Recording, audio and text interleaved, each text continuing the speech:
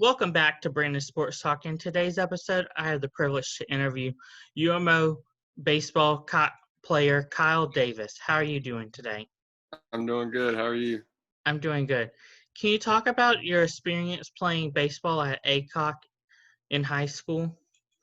Yeah, so playing at Aycock, I played under my dad. He was the head coach, and then my uncle was the assistant. Um, I mean, it was pretty cool.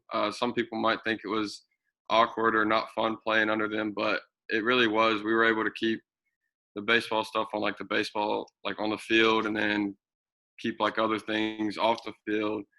So that was kind of like a getaway for all of us to like not worry about anything else that was going on. And I mean, it was really fun. I learned a lot. Whenever I was younger, I'd always wanted to play for my dad, and I was able to do that. And I mean, I really wouldn't change anything.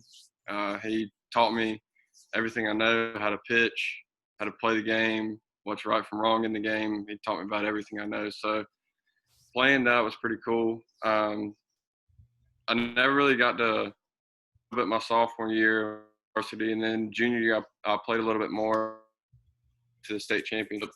We lost that one, but just how it goes sometimes. And then my senior year, we started off, I think it was like 16-0. So we were pretty good, started off pretty good. And then we just kind of hit a little bump in the road in the playoffs. But all in all, with like the teammates I had, like all the guys that I played with, and the experiences that I've had, like with the bus rides, the wins and losses, I mean, there's nothing I would really change about it. How was your experience playing at Pitt?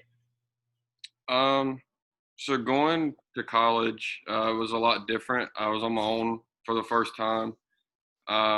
It was only 45 minutes away, but still being on your own is a little tough. But going to Pitt was probably one of the best decisions I ever made. If I could do it all over again, I'd do it the same exact way. Um, but so going to Pitt, I didn't really know what to expect because at Pitt, my freshman year, I think in the future after that, my freshman year, I think 10 of the guys ended up going to a Division I school. So we were pretty good. So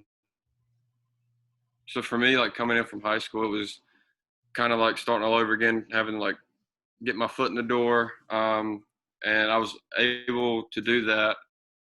I actually pitched, I think, anywhere between like 30 innings as a freshman at Pitt. I'm on a team that was very, very stacked, I guess you could say. And it's quite funny. I just got a notification today that 3 years ago we were playing in the national championship out in Oklahoma. So that was a very fun experience as a freshman to be able to go out and play in front of that and play in front of, I'd say, maybe 4,000 or 5,000 people total. And then my sophomore year, um, we pretty much had about the same team back except for a few here and there. And that team was really good also. We didn't make it to Oklahoma that year, but that was more of a learning like experience. I hit a few bumps in the road and didn't really throw as much as I wanted to. I just struggled a lot that year, but it all turned out in the end for me. Can you talk about your experience going to Omaha at Pitt? Yeah, so it was. I think we were there for like 4 or 5 days. So to get to there, you had to win the conference tournament, and that year it was at Morehead City, where the Morehead City Marlins play. And we went there and we won. We won that pretty easily, and then we took about a week off, and then we came back and played, and then traveled to Oklahoma, and we like split it into 3 days, kind of make it more fun. So we stopped in Nashville, and then we stopped in Tulsa, and then which was Enid, Oklahoma, is where we ended up playing at. So that was pretty cool just to be on the bus ride. I think it was a 21-hour bus ride, but splitting it into 3 days wasn't bad at all. But playing there, I mean, I didn't really know what to expect. Like I said, high school to college is really different. In high school, the most people we probably had at a game was maybe 100, and the same thing, honestly, at college, where we played at. And going to Oklahoma, we get there and we get to the hotel and we're pulling up, and maybe 100 people outside the hotel waiting for us to get there. There's like 2 little league teams there that are yelling and screaming to get our autographs. So that was like, oh man, like that's a big difference than I guess what it had been in high school. But that was real fun. And then the first night we had the night game, and like I said, there was probably 3,000 to 4,000 people there, maybe even more. I know it was standing room only, but that was very cool and very fun to play in front of. I actually got to pitch in that first game. I threw an inning in that game, um, and going out there it was kind of nerve wracking at first, but then once you throw a couple pitches, I normally get like fine. But other than that, it was that experience going out to Oklahoma was one that I'll never forget. It's almost like you're being catered to almost when you go out there. And we were just a bunch of people from Greenville that didn't really know what to expect. So just that whole experience was very, very, I guess, humbling and good in a sense. Because I know that it feels very exciting for you knowing that lots of people enjoy watching you and getting your autograph for you. Yeah, that was the first time I'd ever really signed anything. So it was kind of, I didn't really know how to, I guess, and I never really like signed anything. So that was kind of, I had to learn on the way, I guess. Can you talk about your experience playing at Mount Olive College? Yeah, so I transferred to Mount Olive in 2018, and um, once again, I didn't really know what to expect. Like I went from Pitt and kind of got into the swing of things at Pitt, knew what to expect, and then I came to Mount Olive, and I knew a lot of the people around Mount Olive. I mean, I don't live too far from here, but it was kind of different because they're more demanding of you and they ask you to do more things than I was used to. And after about a week or two, it kind of got into the swing of things. Like I knew how everything was going to work. But playing here, I mean, you got to be tough to play here. You got to not be afraid to get down and dirty. You got to, I guess, have that little it factor about you to play for Coach Watt. And he does a good job of, I guess, putting that into the players that he recruits and whatnot. But playing there was very, very cool. Mount Olive is normally nationally ranked. I think that year, so my junior year, which was last year, I think we got up to number 3 or 4 in the country for a little while. And that was very, very cool to be, I guess, a part of. We had a real strong team that year. The experiences playing with them, I mean, I wouldn't trade it for anything. We had a lot of fun on the bus rides and the hotels. And one of the main things is that, like, the coaches there, um, they know when to be serious, but they also, like, know when to joke around. Kind of feeds off of us. Even for this year's team, like, that's how it, like, fed off of is we knew when to joke around and then we knew when to get serious. But, I mean, playing here, it was pretty cool. I beat Tampa in the opening game, the 2018 or 2019 season, sorry, down in Tampa, Florida, at the George Steinbrenner Stadium where the Yankees do their spring training. We actually played down there, and we ended up going 3-0 that weekend, but we got the first win against Tampa, who was ranked number 1 that year, and they ended up actually going on and winning the national championship that year as well. So that was pretty cool to be able to beat one of the top teams in the nation. I actually got the win in that game, so that was pretty cool to be able to get my first win, I guess, in Division II baseball against a team like that and against players that were very, very good. So that year on, we started out very, very hot, so that was a really good experience. And we kind of hit like a little bump in the road. I hit a bump in the road. I ended up not pitching for a little while, so that kind of brought me back down to earth a little bit. So that kind of taught me a way, and I kept working, got back into it, and then in the conference tournament, we had lost the game to North Greenville, so we had to play an elimination game later that night, and then I ended up pitching that night, that was probably one of the best games I've ever thrown in my entire life. So that was actually really nice because we needed that. And then actually Zach Smith, who is from Goldsboro, he actually got the game-winning home that day, I think. Or no, he tied it up. Sorry. And then another one of my teammates, Aaron Hedgepath, got the game-winning hit. But that was actually a really cool experience. That was probably the most fun I've ever had playing in a game. I think the game finally got over around midnight. So that was pretty fun to be a part of. We ended up making regional that year. Unfortunately, we lost out in that regional. So that kind of crushed our dreams of playing for a national championship. But other than that, I mean, I wouldn't trade anything for what happened. And then this year, the same thing. Honestly, in my opinion, this year's team was probably a little bit better. We were very stacked hitting, and then pitching was the same way. We actually ended up going back and opening up in the season down in Tampa again at Tampa's home field, and they were the reigning national champions and number one. Ended up beating them, I think, 11-3. So that was pretty cool to be able to play there. That was a very fun experience to be a part of. That was probably the loudest I've ever heard a dugout. I guess like the craziest you could say. So that was pretty cool to be a part of. And then I guess leading up to the virus, I think our record was 19-4. I think we were maybe number 5 or 6 in the country at that point. And to be honest with you, we were kind of rolling at that point. We didn't really think we could be beat by anybody, which was kind of scary considering how good we were.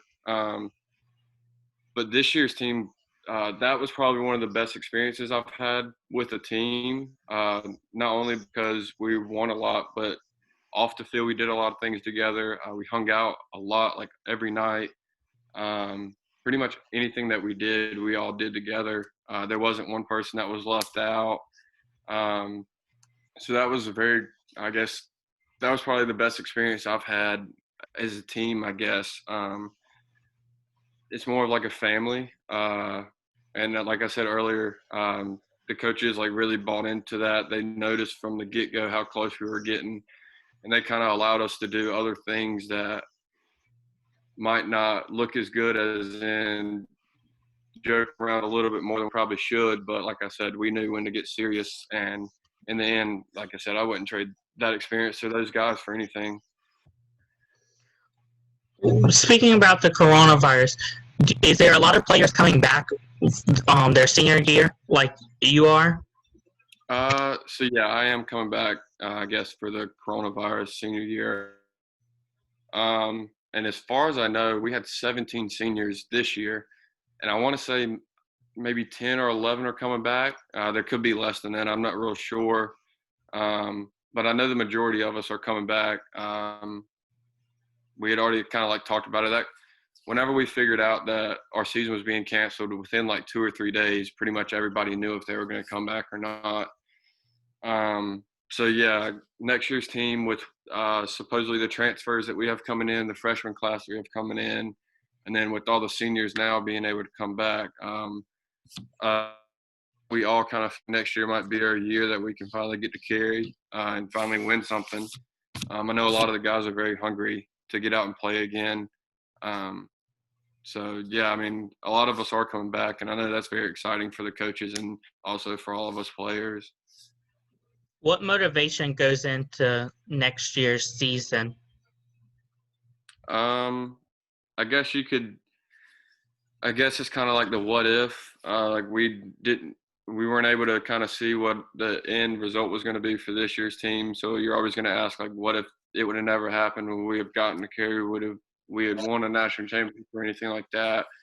So that kind of goes into it. I guess one thing that's going to like motivate us is to never like take it for granted. Because I mean, I'll be honest with you, we had just finished playing a team called Dominican the day before our season got canceled, and during that game, we had no idea that like it was going to happen the next day.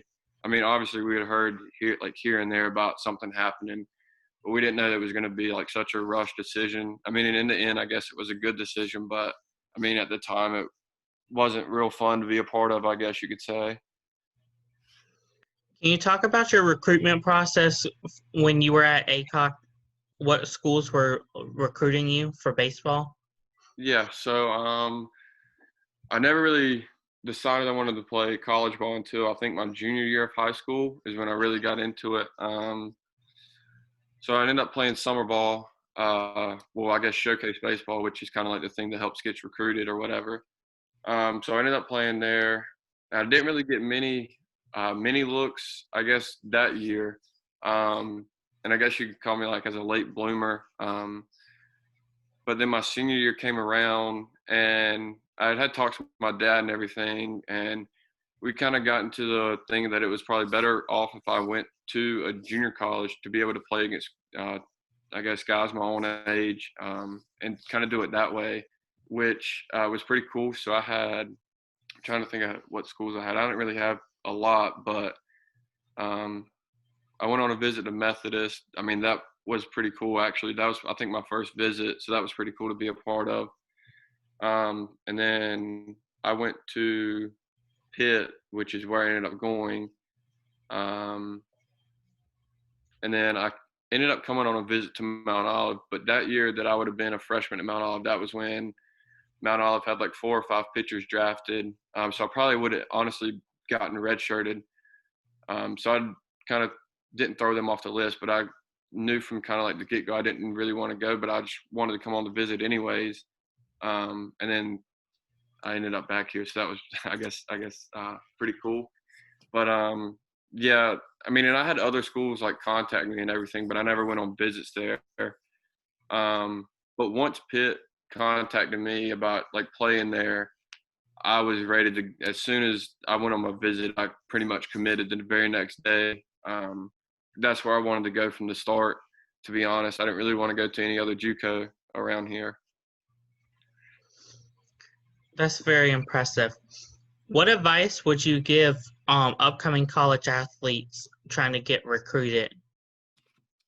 Um, that you just got to work hard, honestly. I wish I would have found a weight room in high school. I wish I would have taken, I guess, my body and like a few more things a little more seriously. Luckily for me, it worked out for me in the end. I really got into the weight room, I guess you could say, like the middle of my freshman year, and then since then I've kind of like built onto it, and all I like to do really is just go work out and do like baseball related things. But before you commit like to a college, you gotta love it, I guess you could say, because it's honestly like a job. I mean, for instance, here at Mount Olive, I leave my house at 8 o'clock in the morning or even 5:30 in the morning to go to lifts, and I might not come back home until 5 or 6:30 that night because of class, and then we like a little throwing group here, and then you got practice and all this other stuff. So I mean, it's really like a grind. You just got to be able to grind it out. Sometimes it's going to suck, but I mean, in the end, it's one of the best things that I mean is playing college baseball, and that's one of the reasons why I'm coming back next year is because I want to do it again. What can we see you doing in the future after you graduate next year? So I'm going to be graduating with a degree in sports management, and then I'm going to be starting my master's in business. So really, what I want to do, my ultimate goal is to open up like a training facility and like own one for athletes around the area, I guess you could say. But that's obviously going to take time. I got to get money for that first, and I guess find partners for that. So I guess to start off right out of college, I kind of want to work in like a front office of like a pro sports team or even like a training facility.